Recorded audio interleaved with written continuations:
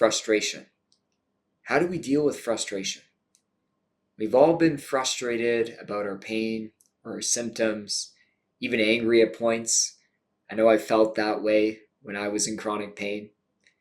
And we're going to talk about today how frustration can trigger and perpetuate chronic pain and symptoms. And I'm going to go through a 3-step process for working at releasing frustration and moving through it. So, let's get into it.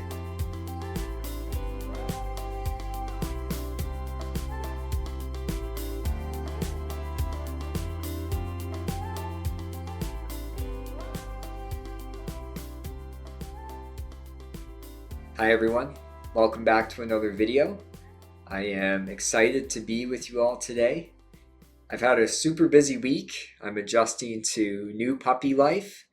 I have a new puppy named Darla that I mentioned a few videos ago, and she is very playful and excitable and a whole lot of work as well. Here's a little bit of footage of her chewing her bone in the backyard, very at peace. Maybe that will melt away some of the frustration that we're going to talk about today. But we're going to move through a 3-step process for dealing with your frustration. And so when we are putting pressure on our healing, when we have this urgency to heal right away, frustration and anger can build about our pain and symptoms when they're not doing what we want them to do. And so today we're going to talk about a 3-step process that's going to help you release that frustration, allow it to move through you, and ultimately this can help us heal. So let's get into this 3-step process. Step number 1, recognize the frustration in the moment and attend to it.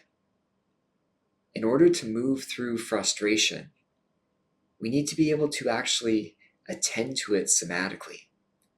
So often we focus on the pain or physical symptoms and feel very overwhelmed by those. But see if you can notice the frustration underneath. Do your hands or your arms or your legs feel tense or tight? Do you feel heat in your face and in your core?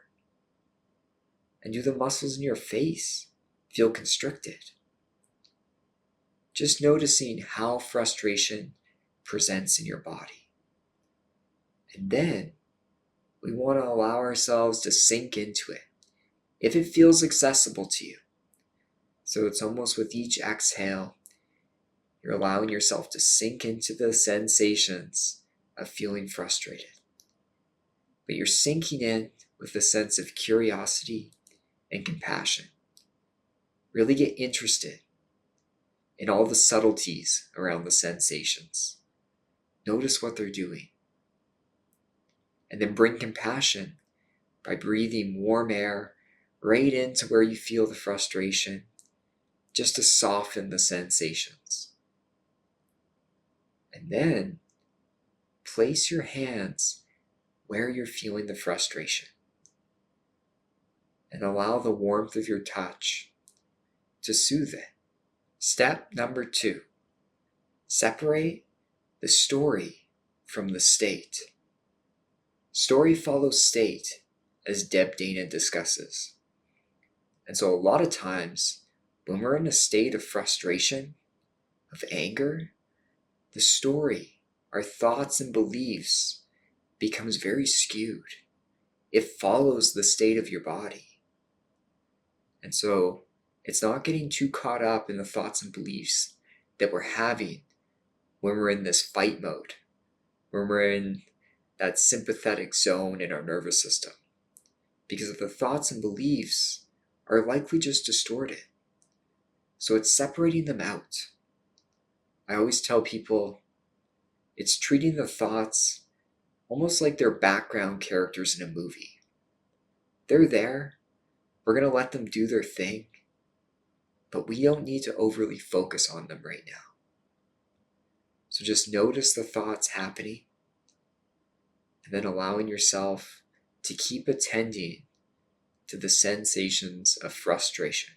Step number 3, shift the state. As you attend to the frustration, ask yourself, how does your body want to move right now? Take a moment and notice how your body wants to move.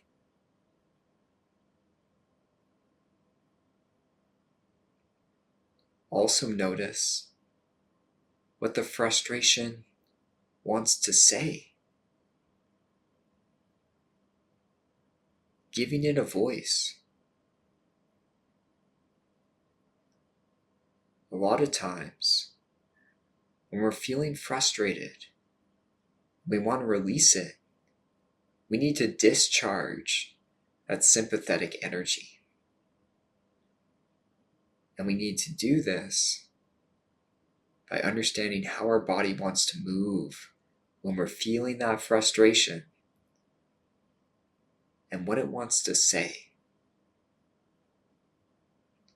So just spend a moment reflecting on this.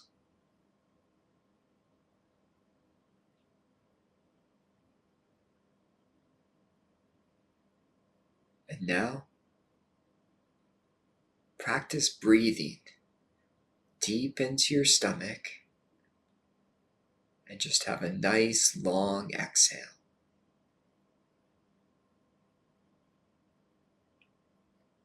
And each time you exhale, it's just feeling that release. Almost visualize that frustration being released each time you exhale. Just breathing nice and slow in this way.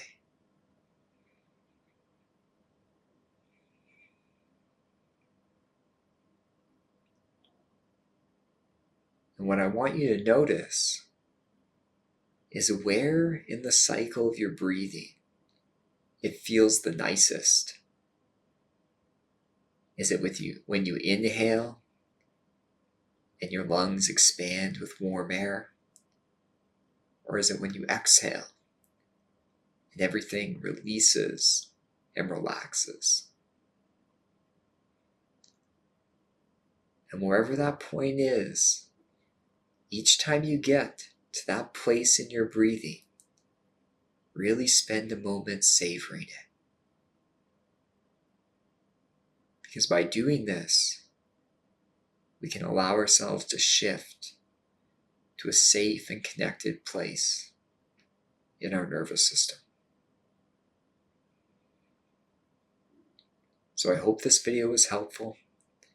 Please put your questions or comments down below, and I will talk to you all next week. Happy healing.